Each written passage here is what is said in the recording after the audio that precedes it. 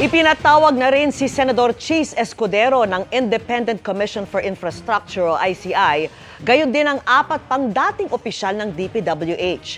Ang isa sa mga opisyal ay nagsuko ng sasakyang hanggang 35 million pesos ang halaga. At nakatutok live si Joseph Moro.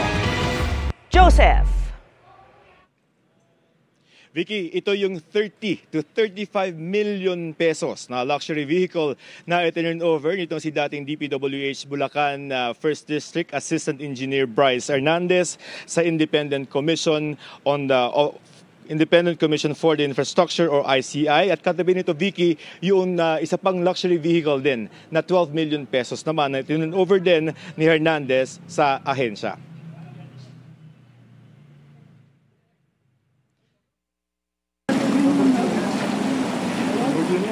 Ikalawa ito sa 3 luxury vehicle ni dating Bulacan 1st District Assistant Engineer Bryce Hernandez na ipinangako niyang isusuko sa Independent Commission for Infrastructure o ICI.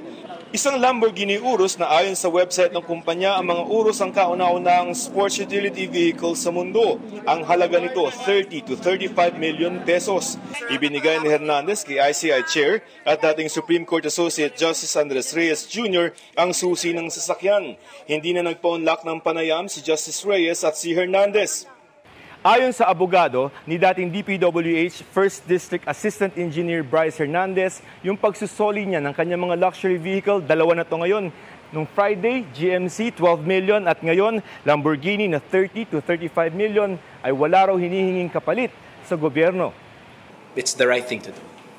May mga mamahaling motorsiklo pa si Hernandez na ang sabi ni ICI Advisor at Baguio Mayor Benjamin Magalong ay isusoli, pero ayon sa kampo ni Hernandez ay pag-uusapan pa. Sir, all you said all? Lahat? Ilan yung susoli niya? Meron yung binanggit niya. Yung GMC, at may mga motor pa siyang isusoli. Mayor, yung Ferrari nandito na ngayon, Alam na namin kung saan ang location, kaya lang hindi ma-start. Kaya kailangan may dadalhin na kwan doon eh. Kasi kwan pala yun eh. Parang hybrid siya. Hindi ma-start kaya hindi nila madala rito. Pero makukuha na namin yan.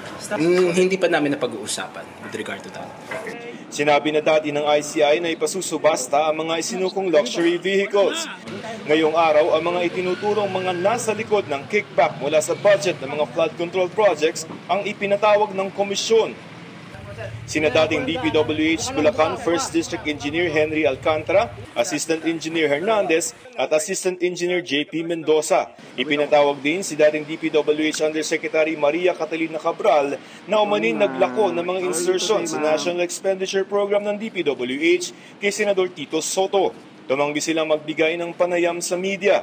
Si Alcantara halos 2 oras na humarap sa closed door na pagdinig ng ICI. Pero wala pang inilalabas na pahayag ang komisyon tungkol sa naging testimonya ng 4. Ipinatawag din sa pagdinig si dating Senate President Chis Escudero.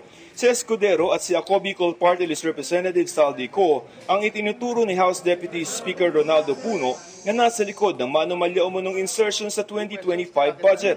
Yan ay klarong paglilihis. Nakahanda kaming ipaliwanag yan kung sakasakali. There were no insertions? Amendment sa pinapanukala ng mga miyembro ng Senado. Amendment sa pinapanukala ng mga miyembro ng Kongreso. Si Congressman Puno hindi sa bahagi nga ng Kongreso pa nung panahon yun. Kaya hindi ko alam kung saan siya nagagaling. Itinanggi din ni Escudero na may small committee sa BICAM. Sir, when the ICI asks you, is there a small committee that inserts flood control projects? Wala at hindi ako bahagi noon at hindi flood control projects dahil ang alam kong komite ay nagre-reconcile ng pagkakaiba ng dalawa.